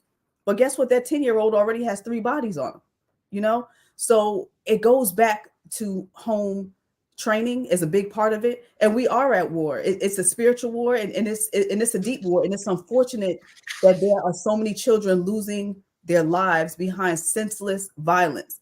And we march and we talk and we have these meetings, and then these laws are passed. And we know the laws are never created to really benefit us. It's still just another way to try to keep us, captive and keep us under control and under their thumb. But guess who's profiting off of it? When I look at all my students and kids around the country that are all on these ankle monitors, they are making thousands and thousands of dollars, millions of dollars off of these ankle monitors. And now all these kids are walking around like it's a fashion statement. And then when you look at the style of clothing has changed, we were talking about it last week. These kids wear these little skinny jeans now. So now you're wearing these little skinny jeans with a big ankle monitor on your ankle, whereas back in the day, it was more of a thing of shame. You would wear wider leg pants, right, cover it. You didn't want people to see it. But nowadays, everybody has it as though it's a fashion statement. And it's a problem. And our young Black men and young Black women many times are behind it because they're helping to set up these other young men who are being senselessly murdered. Absolutely. So, brother, go ahead. Brother Fatim, I see you. So it's amazing that on this Monday I try to keep it upbeat because we concentrate on these things too much, and I fall right into character on this. So first of all, let me just say to you, Brother Edmonds, and to Brother Joe, for the work that you have done of marching and trying to make a difference out there with the young people. I commend you. I just want to make sure that I have the right name because you kept saying young man. I think people need to know his name. Is this 18-year-old Jalen Joyner? Is that his name that lost his life? Jalen Joyner, yes, sir. Correct. Jalen Joyner. We must put his name out there. We must give our prayers and condolences to the family. We can't be cliches with it. I wish my words could make a difference right now, and it's bringing him back. Unfortunately, I can't. But we recognize Jalen Joyner, 18 years old. I'm going somewhere. Joe's talked about bringing the legislators on, and you, Joe, know I don't have a problem. There's so many different roles that we take to this approach, but I'm going here. A lot of us adults are scared of our children. They're scared of our children. We talk at them instead of with them. We can bring legislators on about these rules and this, that, and the other. These kids don't give a damn about no damn legislation or legislator. We need to bring their asses on here and start conversating and see what their mindset is and have a conversation with them, because some of these kids are just looking for us to have a conversation with them, but we're not leading as adults. We're talking at them like we're talking to a furniture instead of talking with them and listening to them at the end of the day and guiding them. You understand?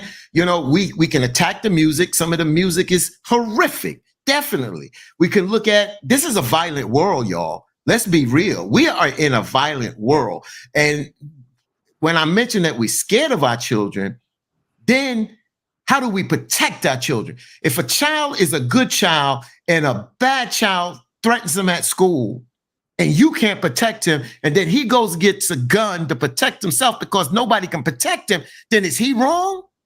So where are we? It's just, it's about doing everything. I'm not knocking what everybody has done, because Brother Edmonds, you talked about when you guys was in the street, you and Joe and other folks, you cut down the shootings out there. That's the violent interrupters that you all are. That's so important. The Jacks, the work you're doing in New Jersey, the work that's being done in New York and across this country, we commend you, but we're forgetting one ingredient at times. We continue to talk about the problem, but we don't talk with the damn problem. We got to bring these young folks on here. We got to hear from their point of view. We got to give them guidance and let them know we'll be up in your damn chest and let you know we love you and we're not threatening you like that. But damn, if we're going to let you bring us and sink us all down and take all the good kids out of here. You got to straighten up and get right. That's right. That's right, brother. You know, brother Edmonds is still on, and I'm gonna let you go, Brother Edmonds. I'm gonna give you some closing words, and we're gonna continue this conversation. So, Brother Edmonds, the floor is yours. Oh man, I'm just full, man. I'm just full for what both persons and yourself just said. But the main part takeaway I got from this is very important. What he just said. We're talking about the problem, but we're not talking to the problem. I'm gonna take this with me, and I'm gonna use that today, my brother. So thank you for sharing that. Joe, thank you for having him. My queen, thank you for what you're doing. I watch the show every chance I get if I'm not too busy. Y'all doing something powerful, and that's what's needed in our community. So thank y'all so much for having me on for this short amount of time. Thank you. That's Josh Edmonds. He's the school board representative for District 3 here in Lafayette, Louisiana. I thank you for calling in, Brother Edmonds. God bless you, and God bless with all that you're doing. You know, that's how we got to tackle it, folks. We got to start having folks who we can put in office, who speak for us at the local, the state, and the national level. And we've got to start bringing about legislation, because you got to understand, Sister Jack said something that was very, very instrumental. You got to follow the money. Follow the money. When it comes down to these ankle bracelets and stuff, you got to follow the money. You got to see who's getting paid. So once again, this legislation that's going on in my state that says you no longer need a permit, like in South Carolina, where Brother Fatim is, which is a southern state. You have to have a permit. And I believe, if I'm correct, that permit cost $150. Oh yeah, close to that 125. Okay. So you got to get trained, which you got to pay an instructor. Then you got to pay for the permit. And I don't know if the permit is, you have to renew the permit. So yes. Once again, yes. So what is the renewal on the permit? What do you mean? What is the renewal? Oh, yeah, right now, I just think that you just have to put in and renew. You might have to go to the range and shoot once. Okay. You know, so there's no charge on that. Understand? Don't watch what they say. Watch what they do and follow the money. Because at the end of the day, it is the money that lets you know what's really going on. Because if Brother Fatim has to pay $125 for a permit, and you multiply that times, let's say 100,000 people, you know how much money that is that just went somewhere in the state of South Carolina in order for you to carry a gun concealed. Follow the money. So here in the state of Louisiana, they have completely stripped that. And I have mixed emotions about that. My job, what I do, allows me to carry a weapon. And I still stand on this. Anybody who has the power of life and death legally needs to go through a twice a year psychological evaluation.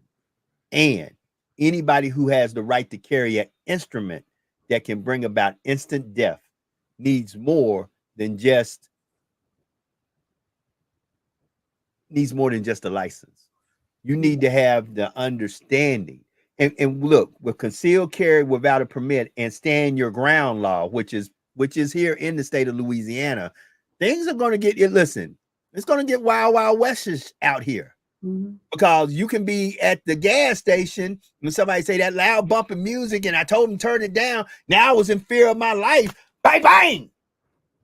I mean, now, hopefully law-abiding citizens won't do that, but still, I just need to bring some people in here to give me a little more clarity. And Sister Shana said something, I'm going to transfer it over to you, and I'm trying to find. Sister Shana said, we march, we meet, but we don't teach. And that was very instrumental. I'm going to put it up there because it was very real. We march, we meet, but we don't teach. And even within the teaching, here's what I ask. Where is the change going to come? The real change. And how do we bring about real change that we stop going to these funerals? Right now, in the small municipality I live in, which is it's not a big metropolitan city. It is a nice sized city, but it's not no big metropolitan city. I mean, I'll be honest with you. I think Lafayette probably about the same size of Jamaican Queens, to be honest with you, which is a borough in New York.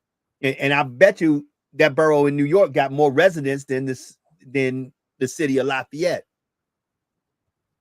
We already have, if I'm correct, we're almost hitting double digits for murders in this year. And it is only the 4th day of March. So, Sister Jackson, I'm going to let you say what you need to say. The floor is yours. Yes. I know how you said about a psych eval at least twice a year, right? When we really dial it back and look at the greater picture, I don't feel that twice a year is better than nothing, but it's definitely not enough. When people are on Section 8 or food stamps or WIC and all this other stuff, they have to go and share their business far more often than twice a year. So if you're able to go for a psych eval in some places twice a year to be able to carry your gun, guess what? You could have a mental breakdown in January, but you're not due for another psych eval. It's in the middle of the process of your psych eval. So you might be okay by the time you get tested again, but then you might have another breakdown. So perhaps you need to be tested more than that. Maybe at least quarterly, but twice a year definitely is not enough because people are having something in their hands, and the guns aren't killing the people. The people are killing the people, first of all. And when you're not, when your mental health is not in a solid state, and our mental health ebbs and flows. Some days, I mean, even a woman simply just getting her period can develop some form of like psychosis, and just, when her hormones are all over the place, she might typically handle something more judicial, but she might get ready to get her period and just be all, on top of another piece of trauma added to it, just go off the rails. So just being checked a little bit more often, if we could start to try to implement some of that type of legislation in there, as opposed to just the once or twice a year or not at all, that's a problem. Yeah, Marcus, put that back up there, Joe. I'm going to read it. I am. Come on. So Marcus Allen, right? You can teach with the best teachers, but do we have the proper individuals who's willing to learn what's being taught? Well, Marcus, brother, that's the $1 million question, $100 million question. The bottom line is we don't know who's going to receive the message. Our job is to put the message out, and whoever receives it then we are successful. If just one person receives it, then we've made a change in one person's life. And if that person takes that and goes on and on and on, that's how you change and get to a nation of people. So I understand what you're saying, but we can't give up. But we have to go out there and have that conversation. But there's a lot of people that try to teach that they do it from their heart and they mean well, but they don't know how to do it. And again, a lot of people, and I'm not blaming pastors, but this is a statement. A lot of people get on soapbox and preach and don't teach. And it's one thing to preach, but in that message, are you preaching but teaching within that message. I do understand about preaching, but again, talking to someone or talking at someone sometimes does not resonate until you have a conversation, because now you're exchanging ideas and values, and now you're understanding their point of view. Even if you may disagree, you have a better understanding why they do that. Look, I'll give you an example real quick. And I showed you. But if a young kid got locked up, and the first thing is what did he do bad? But if he was protecting his little sister, that every time he walked to school, his little sister was jumped on and beat on and was threatened with knives and a gun. And then he protects and he shoots someone, not justifying that shooting, but you have to understand the mindset that people are in and where we're at. And then we got to sometimes say, they are lacking the resources that maybe we could have helped provide or fight for them. But if we don't know what's going on, then how do you provide those resources? That's why we have to have the exchange of ideas and have this conversation with these young folks. And it's 7 minutes to the top of the hour. And family, tomorrow on Tell the Truth Tuesday, we're going to deep dive into this. We're going to deep dive into telling the truth about how do we come together and begin to disseminate the information to bring about a positive change in our community when it comes down to our food deserts, when it comes down to gun violence, when it comes down to the quality of schools, when it comes down to life in general in our neighborhoods. What can we do to begin the conversations? And that was a key word for team, conversations. A conversation is a give and a take. And so many times what we got is a bunch of takers who don't want to give and a bunch of givers who don't want to take. See, some folk, they want that pat on the back was, I'm the one who brought it up. I'm the one who brought it up. I'm the one who started talking about it. This is mine. You know, I need credit for this. F the credit, family. Do the work. What you gonna do when you get that phone call that your child got shot? Think about it. I got children. I'm about to be a grandfather in July. Baby, this is bigger than me and it's bigger than us. And we've got to begin to have the uncomfortable conversation of how we bring about a positive change amongst everyone that we can possibly, who will lend their ear to listen. Mm-hmm. Because we can't save everybody. But we do need to continue with the conversation, and we do need to continue pushing toward this is from our hashtag truth be told, what needs to be done to bring about a positive change in our communities. With that being said, I'm going to do it a little different today. Brother Fatim, we got 5 minutes to the top of the hour. Slang and bang, baby. Give me your closing words, brother. All right. So I wrote a little something real quick, and I'll just read it real quick. Gun violence in the Black community is a critical issue that demands immediate action affecting not just individuals, but entire families and communities, leading to a cycle of trauma and loss. The roots of this crisis lie in the systemic inequalities and barriers to economic opportunities, necessitating a comprehensive approach that includes community support and intervention. As we move forward, it's vital that we unite as a community to advocate for meaningful change, provide support for those impacted, and work towards long-term solutions that ensure safety and value for every member of the Black community and beyond. Beautiful. Is that it, Brother Fatim? That's your closing word? That's my closing words, brother. Sister Jax, give me some closing words, sister. Become what you needed most. Too often we don't become what we needed most, and we just perpetuate a vicious cycle. So simply become what you needed most. If you needed most when you were growing up, if you needed love, become love. If you needed support, be of support to others. If you needed hugs, give hugs, but just become what you always needed most. Thank you, Sister Jax. Well, family, I finally popped in on the scene. And it's 3 minutes to the top of the hour. All I can say is we've got to do better. We've got to do better. We all have to do better. We all have to strive to ask ourselves, what can I do today to make myself better than I was yesterday? And also, what can I do today to help somebody today that in no shape, form, or fashion can pay me for the help that I'm giving them. And we've got to strive to make our communities better. We don't need somebody who don't look like us. We will gladly receive any help from the outside. But the people who really need to be the one pushing the agendas in our communities to fix our communities need to look like us. Need to look like us. Just ask yourself, how many times have you been invited to the Jewish community to fix their problems? How many times have you been invited to the Islamic community to fix their problems? How many times have you been invited to the Asian American community to fix their problems? Family, we've got to do better. So as I let you go, always remember this. Hey, Joe, hold on, Joe. I never, folks, let me make an apology to Joe. I never interrupt him. He's in his closing thoughts. But Marcus Allen just put up a statement, and I think it goes to the family. He says, Jalen Joyner was one of my juvenile clients that I represented, and my heart goes out to his mother who came and got me to help her. This is what Joe, you brought this to my attention, and I apologize for interrupting you, but we have to acknowledge those folks that are doing the work out in the community. Please, Brother Allen, again, extend our condolences.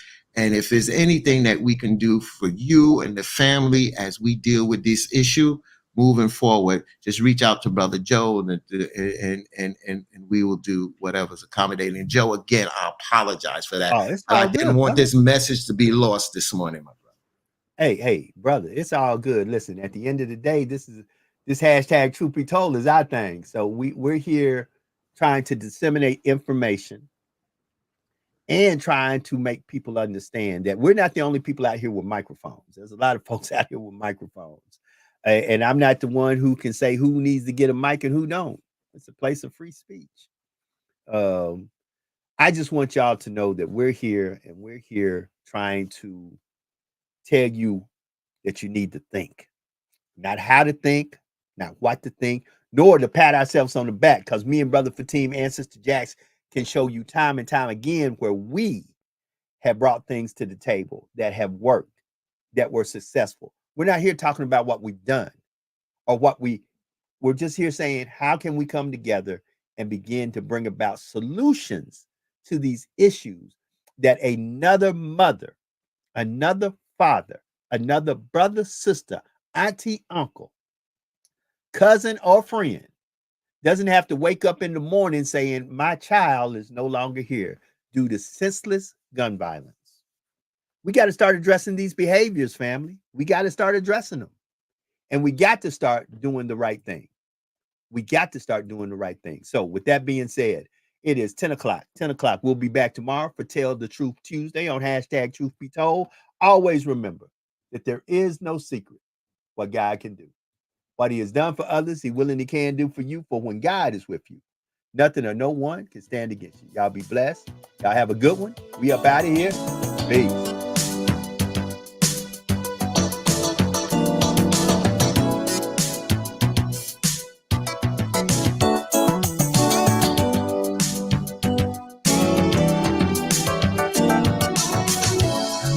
The part you like to play. How long will you go on this way? Things you do blow my mind. I see you doing it to your own kind. Now you've got babies too. What in the world is wrong with you? Don't you even care at all? Brothers, sisters, hear my call. Can't you see what you're doing is wrong? Why can't we get along? Check yourself, change it. We have gotta change our way. Change our way. Don't you know? Can't you feel in your heart it's your people that you're tearing apart?